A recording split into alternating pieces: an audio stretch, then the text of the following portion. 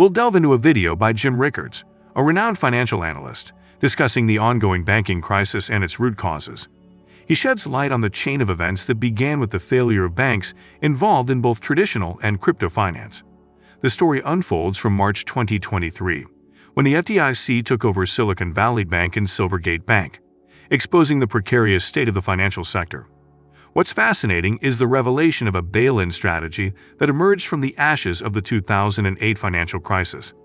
This strategy has far-reaching implications for depositors, investors, and the entire financial system.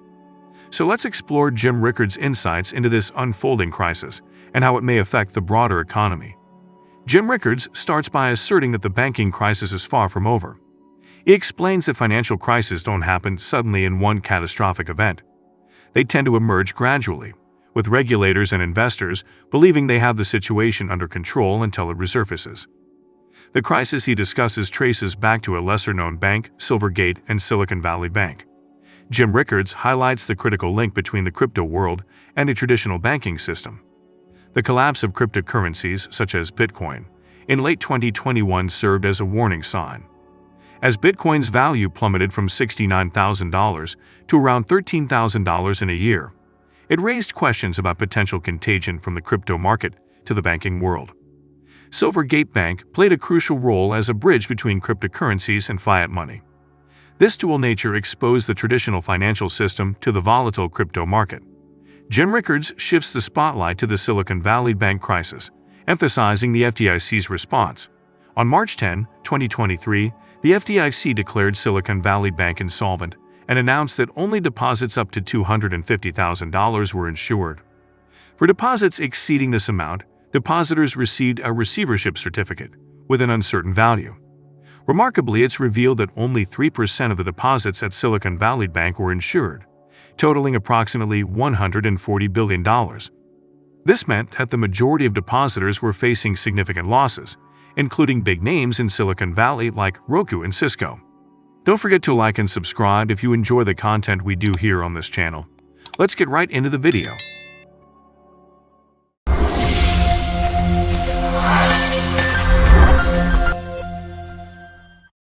The banking crisis is not over. The crises don't happen all at once in one day.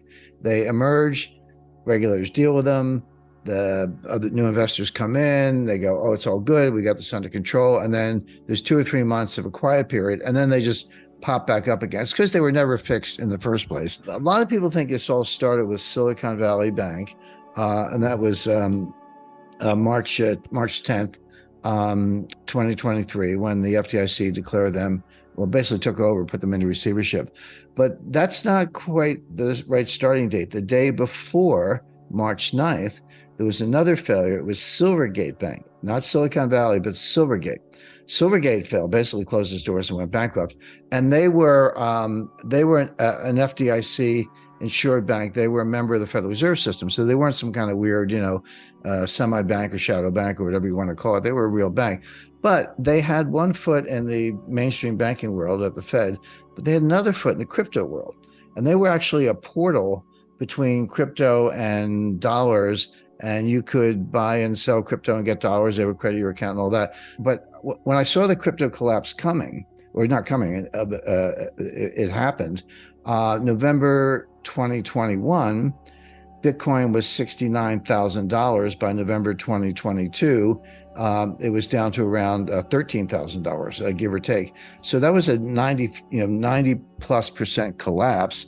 And I saw that. I said, well, there's no way this is confined to Bitcoin. And I was right. A lot of crypto exchanges failed. But the question I kept asking myself, is there a danger, and there is a danger, that there'll be contagion from the crypto world to the banking world? That was the question I had, because crypto, it could all go to zero, knock yourself out. But if it goes into the banking world, we got much bigger problems. And it did. And Silvergate was that portal. Okay. Next day, Silicon Valley Bank fails. And the FDIC did a very interesting thing. They did their job. And by that, I mean, they issued a press release. The press release came out at 6 p.m. on Friday, March 10th, 2023. And it said, we are insuring all deposits up to $250,000. That's what we do. But if your deposit is more than that, you're uninsured. we're going to give you what they call a receivership certificate, and hang on to it. We'll get back to you in terms of what it's worth. You can't cash it in. We don't know what it's worth. We will then proceed to sell the assets of the bank, pay off creditors, and if, as and when there's anything left over, we'll distribute that to you on a pro-rata basis. But just hang on. We'll get back to you in terms of what this is worth. Well, it turns out that, of course, this was all known. Just had to look at the data. Silicon Valley Bank only had 3% insured deposits. 97% of the deposits were uninsured, and the amount was approximately $140 billion. And they weren't all like, $2 million A-round startups. You had Roku, Cisco, and other names, big Silicon Valley names that had multi-billion-dollar deposits. And for that matter, one of the crypto exchanges had a $3 billion deposit at Silicon Valley Bank. In response to the impending crisis, Jim Rickards highlights how high-profile figures, including Bill Ackman and other Silicon Valley billionaires, rushed to the White House, warning that the failure of these banks could have catastrophic consequences for the tech sector. These banks had extended substantial loans to over 200 startups and companies in Silicon Valley. These businesses had payroll obligations, employees, and a significant role in technology development, making their collapse a potential disaster. Within 48 hours, the situation took a dramatic turn. Jim Rickards reveals that the FDIC's initial stance of only insuring deposits up to $250,000 had been reversed. They decided to guarantee all deposits, including multi-billion-dollar ones. This sudden reversal, often referred to as a bail-in, marked a significant policy shift. The FDIC, acting in accordance with their announcement at the 2014 G20 meeting in Brisbane, indicated that depositors and investors would have to bear the responsibility of rescuing the banks before government intervention. Jim Rickards shares a fascinating insight into the White House's decision to step in. Many of the companies being financed by Silicon Valley Bank were in the green technology sector. This alignment with green initiatives played a pivotal role in persuading the government to intervene. While it was commonly assumed that these banks primarily supported tech startups, they had a significant hand in financing green initiatives, particularly in battery technology and wind energy. So it wasn't clear that they weren't going to fail. I mean, this was contagion and recontagion, if you want to think of it that way. So what happened over the weekend between March 10th and March 12th, all the crybaby billionaires, Bill Ackman, all these guys, they all go running to the White House saying, you don't understand what you're doing here. We got 200 startups in, Silicon Valley. They all got like 3-5 million. They got payrolls, they got employees, they got rent, they got technology development. You're going to destroy the tech sector if you don't bail this out. And so then on 6 o'clock Sunday, just 48 hours after the first announcement, by the way, I should add that, going back to the Friday announcement, that actually came out of the Brisbane G20 meeting in 2014. In 2014, Brisbane G20, we were still in the aftermath of the 2008-2009 financial crisis. There was an uproar. Citizens were, pardon my language, they were just pissed off. The taxpayers bailed out the banking system and all the billionaires kept their jobs. So Jamie Dimon, he's still collecting bonuses, Goldman Sachs, all of them. None of them failed. They would have failed, but for the fact that they were all bailed out. But the everyday Americans are like, unemployment's 9%. I lost my job. I lost my 401ks down 50%, et cetera. So there was a political reaction to that. So in Brisbane 2014, they came up with not the bailout theory, but the bail-in theory. And bail-in means that if a bank fails, the investors, the stockholders, the bondholders, the depositors, they have to basically pay off the creditors. They have to pay off the depositors. And only when there's nothing left would the government maybe chip in. So what, and they put the world on notice. The insured amount in Europe is 100,000 euros. US is $250,000, but the whole world was on notice. That's all we cover. Over that, you're on your own.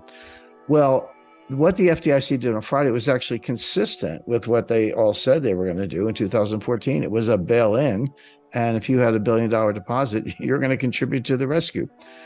Within 48 hours, they did a 180-degree turn. They completely blew away the $250,000 insurance limit. They said, we're guaranteeing all the deposits. multi-billion-dollar deposits. By the way, a dirty little secret about what happened at the White House. I said that, the Silicon Valley billionaires were all crying about all these little startups and all this stuff. The truth is, a lot of what Silicon Valley Bank was financing was green technology. They were a climate bank. And of course, that's all you have to say to the White House. Hey, this is green. And oh, yeah. Now, what were they doing? I don't know, battery technology, better windmills. None of that stuff works, by the way. But no. they were in the White House sweet spot by saying green, and they were. That was actually what they were financing. Everyone thinks, oh, somebody's working on an app. They weren't apps. They was like battery power.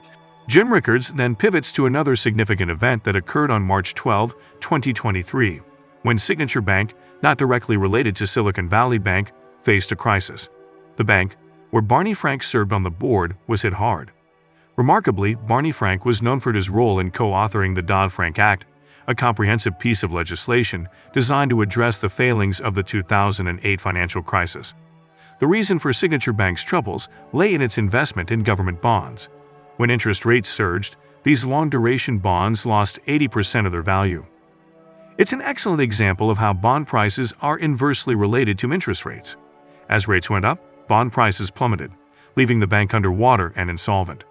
To address the widespread issue of banks holding bonds with reduced market values, the Federal Reserve offered an interesting solution. The Fed announced a facility where banks could exchange these bonds, which were worth less than their purchase price, for loans matching the face value of the bonds. This meant that banks were putting up collateral worth less than the loan amount they received. So they get bailed out. At the same time, on Sunday night, now we're talking March 12th, they closed another bank, which was Signature Bank. Something about S, Silvergate, Silicon, Signature, all the S's were going down. Now, Signature Bank was another interesting case, which was Barney Frank was on the board of Signature. And if that name rings a bell, just think of Dodd-Frank. Dodd-Frank, 2010, 1,000-page legislation. I know I met Barney. I know Chris Dodd very well. That was supposed to solve all the problems of the 2008, 2009 financial crisis, et cetera. Here, the author of the bailout legislation is on the board of the bank, and his bank gets shut down. Well, what's up with that? They bought government bonds, and when interest rates went up from 10-year note, treasury note yield to maturity went from 1 3/4 to 4, all those bonds lost 80% of the value. That's what happens on long duration bonds. Bond math is simple: rates up, price down, vice versa. Well, the rates were up, the price was down, so they were underwater and insolvent, and they got shut down. So Barney Frank's out whining the next day. He's like, "Hey, yeah. But that's true of every bank in the country. There's not a bank out there that didn't load up on treasury bonds at 1 3/4. They're all underwater. They're all insolvent." Yeah. And by the way, the Fed announced a facility. They always have these 4 initials. I forget what this one was, BA or whatever. But basically what they said was, if you're a member bank and you have treasury securities that are where the mark-to-market value is below par, so you paid $10 million, but they're only worth $8 million. And that was the case across the board. So they get trillion dollars or more of bonds that were in that category. You can deliver them to us, and we will lend you for 1 year the face value. So you're putting up 80 cents of collateral, but you're getting a 100-cent loan. I said, I got a 15-year-old car. Will you lend me what I paid for it? Because it's a lot more than it's worth now. But that's what they did. So now my head's spinning. I'm like, well, I get all this stuff, but I'm like, oh, so you just guaranteed every deposit in the banking system without limit, and you just guaranteed every treasury bond at par value without limit. Yeah. What's left? What else do you have in your bag of tricks? Because you don't have it. There's nothing else you can do. Go back to 2008, they guaranteed every money market fund in the country. So, but here's Barney Frank whining, hey, yeah, my bank was in trouble, but so was every bank in the country. Why did you whack me and give all these guys a pass? Well, the answer is, Signature Bank was another crypto bank. It had a portal called Signet, and Signet was a portal to the crypto world. And that's why they whacked it. Notice they whacked 2 crypto banks.